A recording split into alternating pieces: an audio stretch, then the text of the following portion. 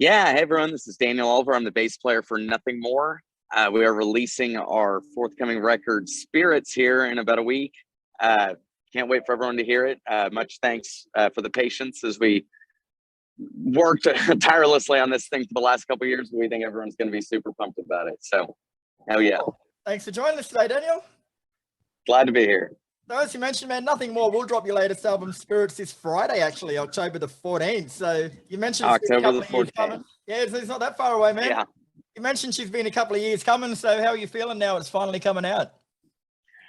Oh, man, relieved. I think releasing an album really kind of starts a new chapter of a band. Like a new chapter just always kind of starts, I feel like, when you release a record. And for this last chapter to be COVID, and the world shutting down for so long and so much stress and drama, we're pumped to be on the road again now, and we're so stoked to be starting this next chapter of our career. So yeah. And the press release actually calls the album your most focused, adventurous, and intense work to date. Would you agree with that? Yeah, I think so. This album, I think it's quite a bit heavier than the last one.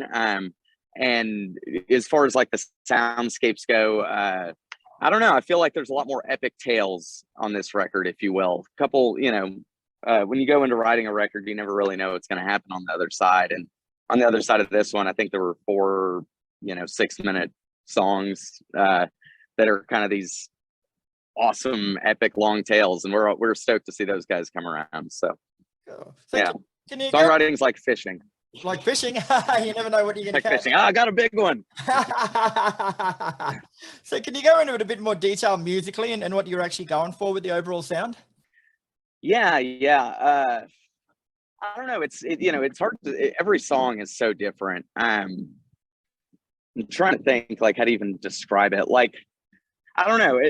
Every song being different. I think we tend, and one thing that does cause the albums to take longer is that we kind of vet out like every idea as it comes, if you will. Like for instance, like one of the tunes, we thought it'd sound cool if it had like an upright bass tone to it, like with a bow, but highly affected. So I went out and bought one and kind of gave myself a 3-day crash course.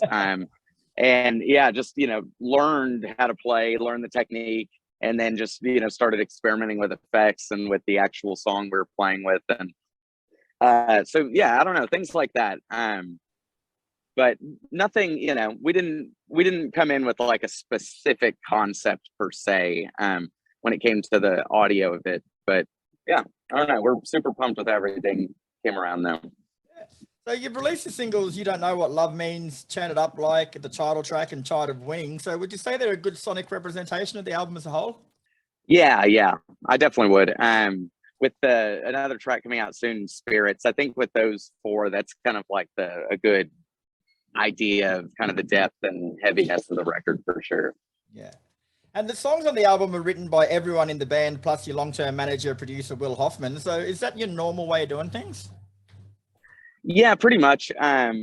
We'll, as a band, we generate all the material first, and then kind of start running it through different filters, and Will is definitely one of those that's, he's a part of every song, kind of like a fifth member of the band, not necessarily there for every grueling moment by any means, but, yeah, and then then there are other guys we'll go with.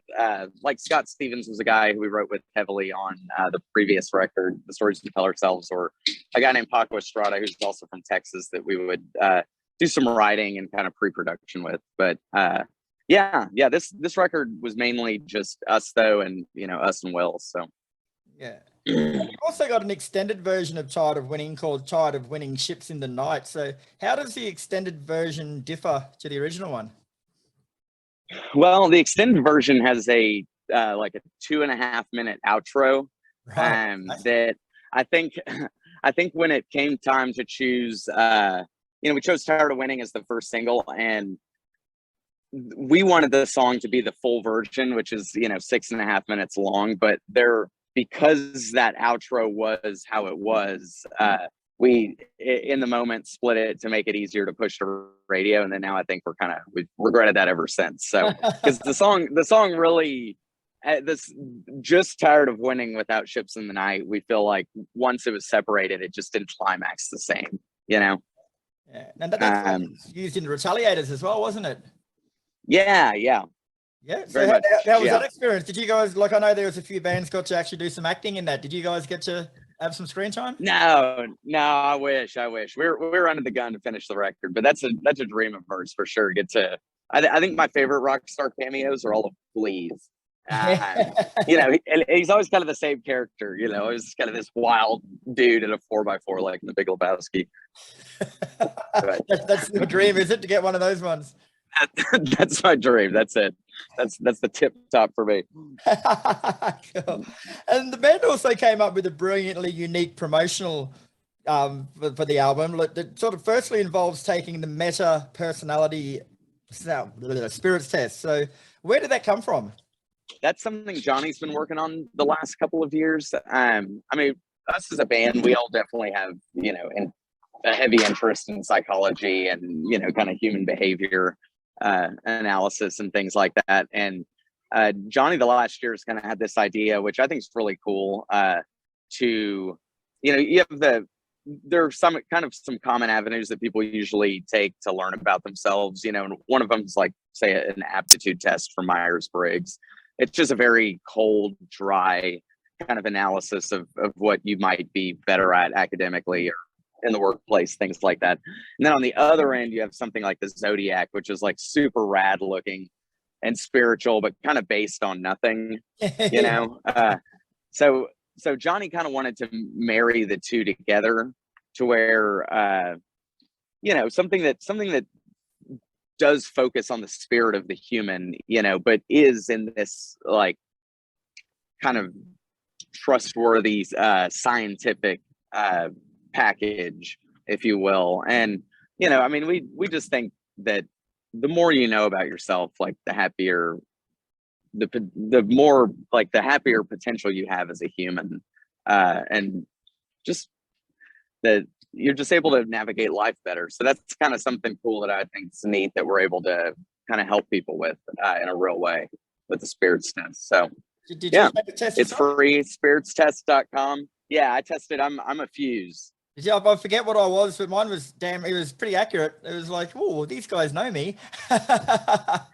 Yeah. It's interesting. And as you know, as we spend more time on it, over time it will get more accurate. But I think it's a great first version for sure. So yeah.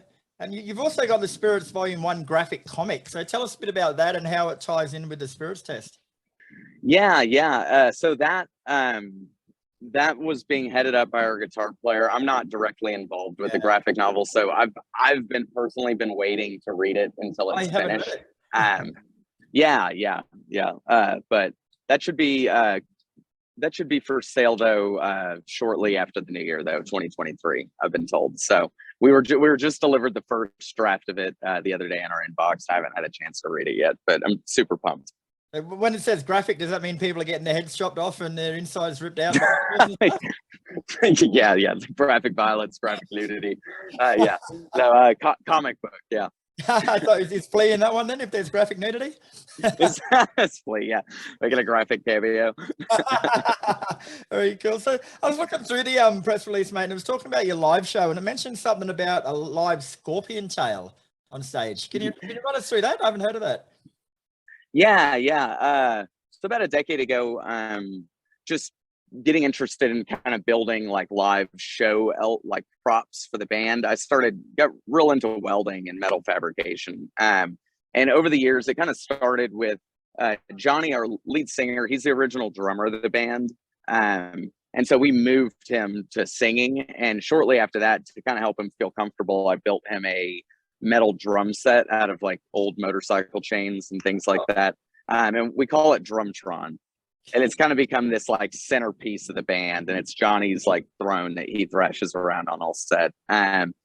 Well, you know, I kept at it. And the next feature I added, Johnny had this idea where he wanted to kind of live DJ the band. Because if you've ever seen a live DJ before, like you never really know what they're doing, and it's all just like very small moves. And but so in the jam room, me and Mark and Ben just write a riff, we're jamming around, and then Johnny takes this little video game controller, and with it he's able to, like, as he moves it around, the guitar and bass will pitch up and down an octave, and depending on the buttons he pushes, there's these different like stutter edit programs that would affect the guitar and bass. And it sounded like he was literally generating dubstep like live in person. And I was like, dude, this sounds so huge, but it looks so tiny and dumb. So like, give me a little time. Like, let me make a big visual representation to the audio that we're hearing. So Johnny's big metal drum set, I put on some automotive airbags, so it kind of catapults into the air. He's able to stand on the back of it and pull up this big arm that comes up the side that kind of looks like a feature from the movie Alien, and it has several big levers on it and some buttons, and he wrestles that around, and what the audio people hear at the concert is him pushing those levers and pushing those buttons and smashing around. So yeah, that's the Scorpion Tail. Too easy. And we're going to be seeing that Scorpion Tail in Australia and in the near future at all? Oh yeah, for sure. We'll be taking it down there. Are we going to be playing some shows in Australia? Y'all got to book us some concerts. Yeah, we're itching to get back to Australia. Y'all are the motherland of our favorite band, Carnival, and some other legends like 12 Foot Ninja, Dead Letter Circus, and there are so many more. But yeah, we love Australia. We've been there once and had the best of times. Beautiful. We'll see what we can do about getting you back, Daniel. Excellent. All right, thanks very much for your time, mate. Spirits comes out this Friday, October 14th, and I had to listen to it before the interview. She's a bloody good album, man, so congratulations, and hopefully we see you sooner rather than later with your Scorpion Tail. Hey, thank you so much. Yeah, we'll see you soon. Have a good day, brother.